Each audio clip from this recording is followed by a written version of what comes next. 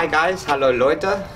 Ich bin aus meinem Urlaub zurückgekehrt. San Diego war wunderschön. Ich habe mich gut erholt.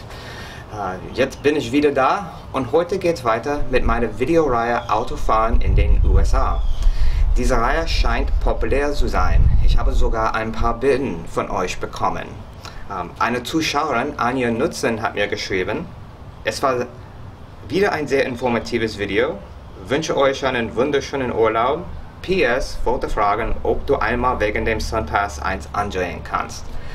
Danke Anja, das ist eine tolle Idee und ein sehr passendes Thema. Was ist SunPass? SunPass ist der Markenname des elektronischen Mautsystems in Florida. In Florida gibt es ein Netzwerk von Mautautobahnen. Es gibt Mautautobahnen in den Gegenden von Miami, Orlando und Tampa. Außerdem gibt es die sogenannte Alligator Alley und die Hauptlinie der Florida Turnpike. Wenn ihr Urlaub in Florida macht, werdet ihr wahrscheinlich auf einer dieser Mautautobahnen irgendwann fahren müssen. Zum Beispiel, ihr fangt euren Urlaub in Miami an und nach ein paar Tagen wollt ihr Fort Myers erkunden. Ihr werdet auf Alligator Alley bzw. I-75 fahren. Oder ihr fahrt von Miami nach Orlando, weil ihr ein paar Tage in Disney World verbringen wollt. Ihr werdet auf der Hauptlinie der Florida Turnpike fahren. Als ein von Deutschland nach den USA erstmaliger Besucher kann es verwirrend und vielleicht einschüchternd sein, auf einer amerikanischen Mautautobahn zu fahren. Macht euch keine Sorgen, es ist nicht so kompliziert. In diesem Video zeige ich euch die typischen Verkehrszeichen für Mautautobahnen in den USA, die verschiedenen Arten von Mautfahrspuren und ich werde die 3 Bezahlungsmethoden ansprechen. Los geht's!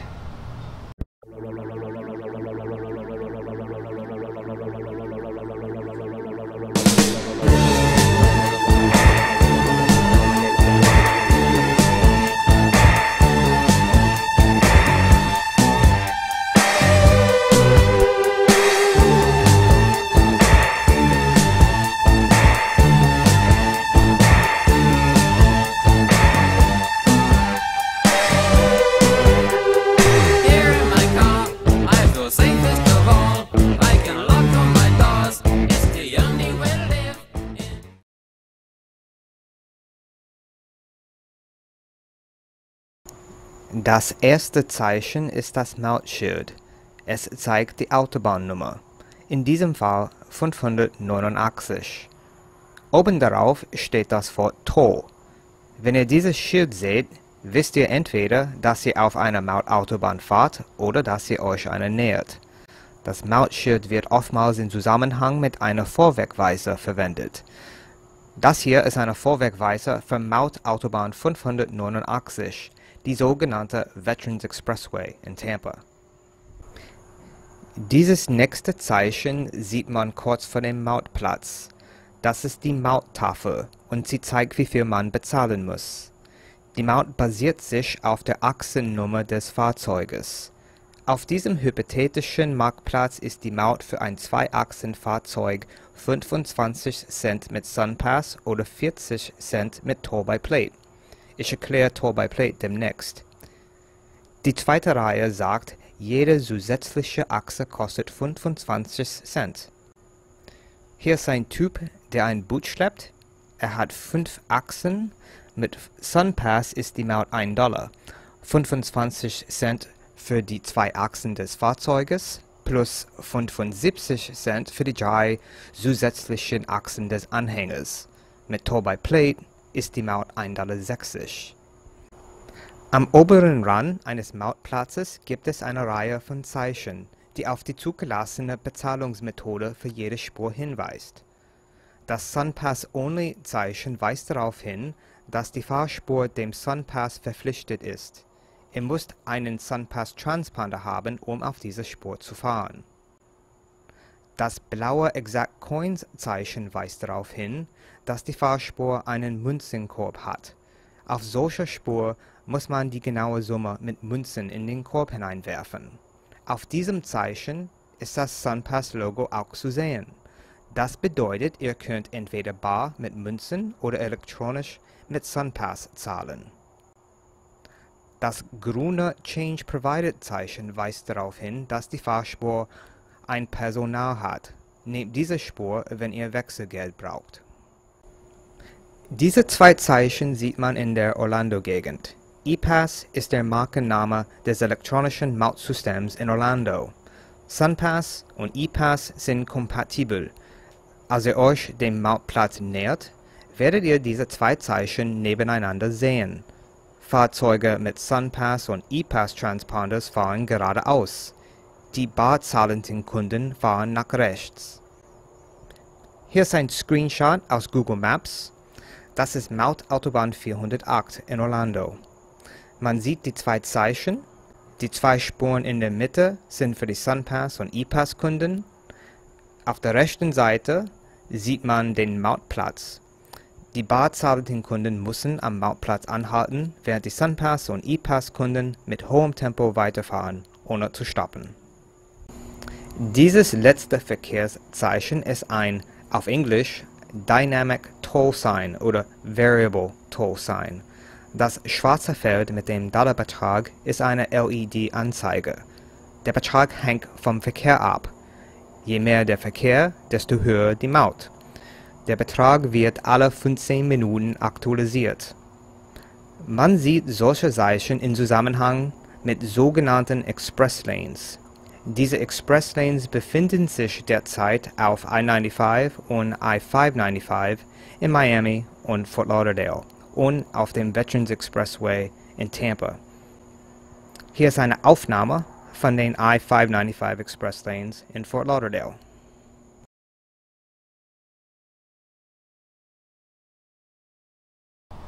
Es gibt drei Bezahlungsmethoden: SunPass, Bargeld und Toll by Plate. Mit SunPass bezahlt man mit einem Transponder. Die Maut mit SunPass ist günstiger als die Maut mit Bargeld und Toll by Plate. Und die Mautbehörden tun das mit Absicht, denn sie wollen es, dass du einen Transponder kaufst. Leider für dich kommt SunPass nicht in Frage, weil du Tourist bist. Du hast keinen Transponder und kein SunPass-Konto.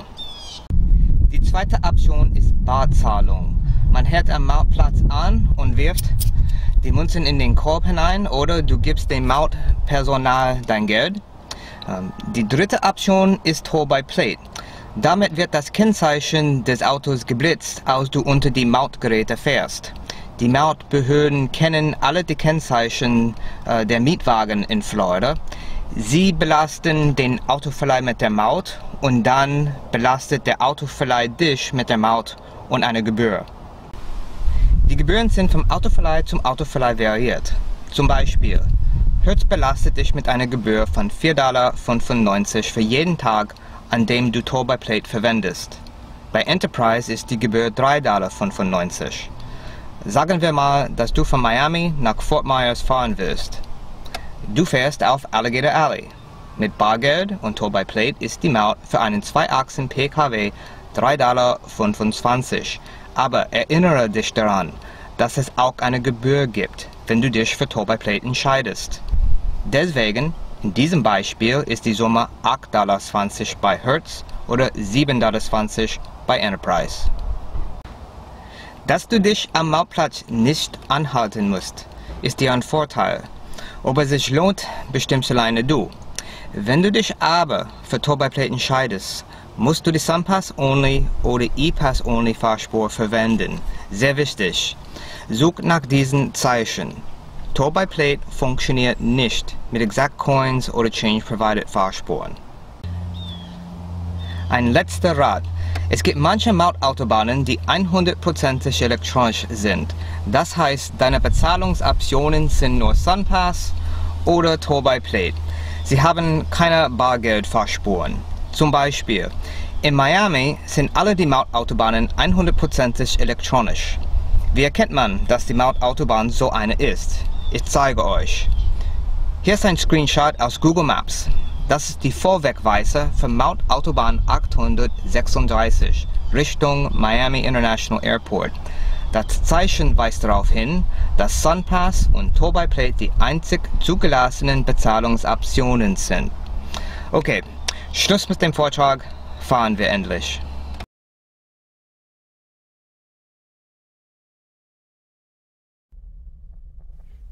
Das hier ist der Pinellas Bayway in St. Petersburg. Er führt zum St. Pete Beach und Fort DeSoto Park.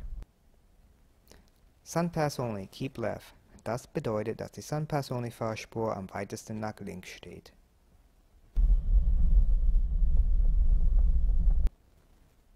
Das hier ist die Mauttafel. Die Maut für einen 2-Achsen PKW ist $1. Jede zusätzliche Achse kostet $1 extra. Also 3 Achsen $3, 4 Achsen $4 und so weiter.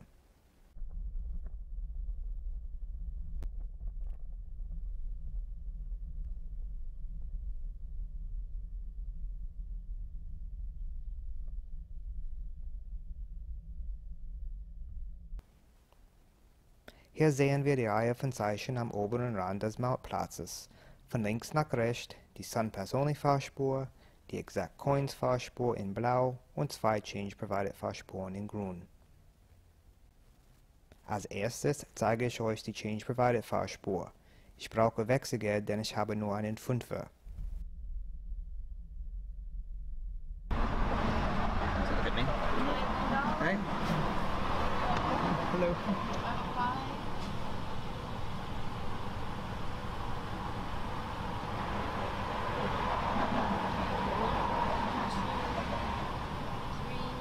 You're all set. Thank you. Thank you. Have a nice day. You too.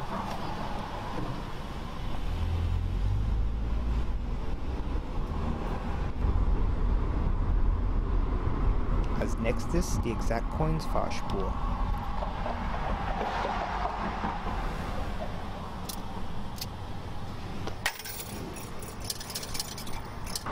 Es ist ein bisschen schwer zu sehen, aber die LED-Anzeige zählt die Münzen. Als letztes die Sunpass Only Fahrspur. Wenn du dich für Toll-by-Plate entscheidest, dann nimm diese Fahrspur. Auf einer Sunpass Only Fahrspur hältst du nicht am Mautplatz an. Du fährst weiter, ohne zu stoppen. Das sind die Kameras, die dein Kennzeichen blitzen.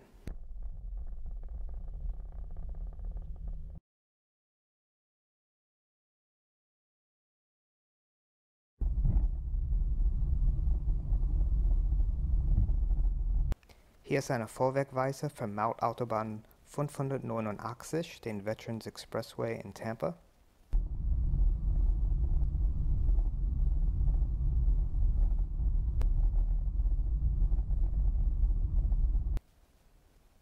Dieses Zeichen sagt, dass Sunpass und Toll-by-Plate die einzig zugelassenen Bezahlungsmethoden sind.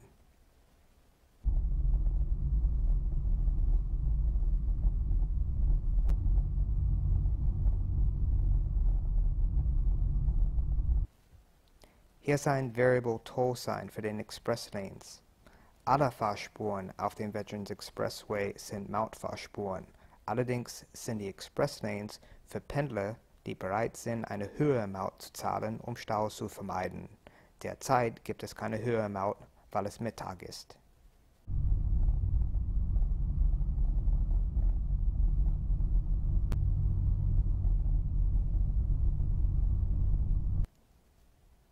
Hier ist der Eingang zu den Express Lanes.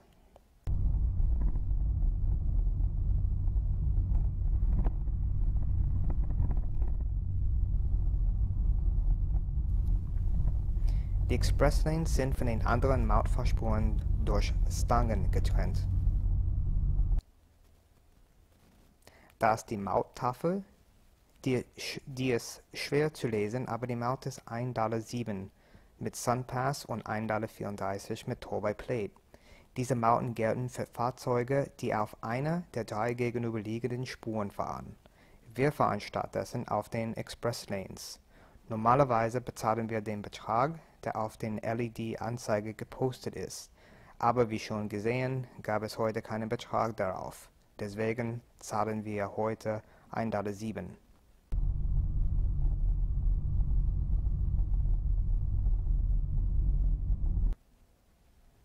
Hier ist das Mautgerüst, wo dein Kennzeichen geblitzt wird. Siehst du das Do Not Stop Zeichen? Sehr wichtig. Du fährst unter die Mautgeräte ohne zu stoppen. Da sind die Kameras. Sag mal Cheese.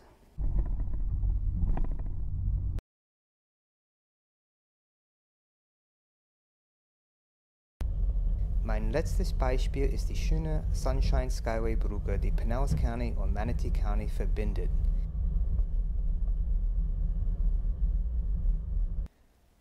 Du darfst dich entweder für SunPass oder Change Provided Fahrspuren entscheiden. Wie immer, nimm die SunPass-only Fahrspur, wenn du dich für Toll-by-Plate entscheidest.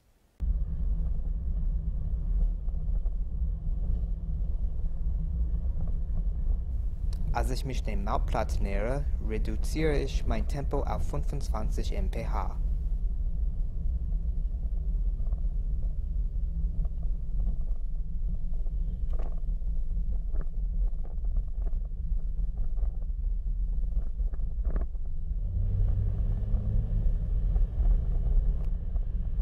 Hier ist ein schöner Blick der Brücke.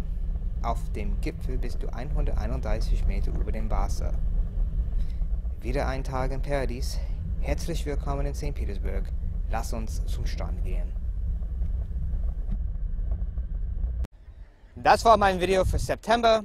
Ich will mich bei euch allen aus tiefstem Herzen bedanken. Im August, während ich im Urlaub war, erreichte ich einen wichtigen Meilenstein, 100 Abonnenten. Ab heute habe ich 128. Im Vergleich mit anderen Kanälen ist diese Nummer ja klein, jedoch bin ich froh und erstaunt, muss ich sagen. Durch diese Videos versuche ich mir eine Brücke nach Deutschland, nach Österreich und in die Schweiz zu bauen. Es freut mich sehr, besonders als Fremdsprachler, dass euch meine Videos gefallen und dass ihr sie hilfreich findet. Also vielen, vielen Dank.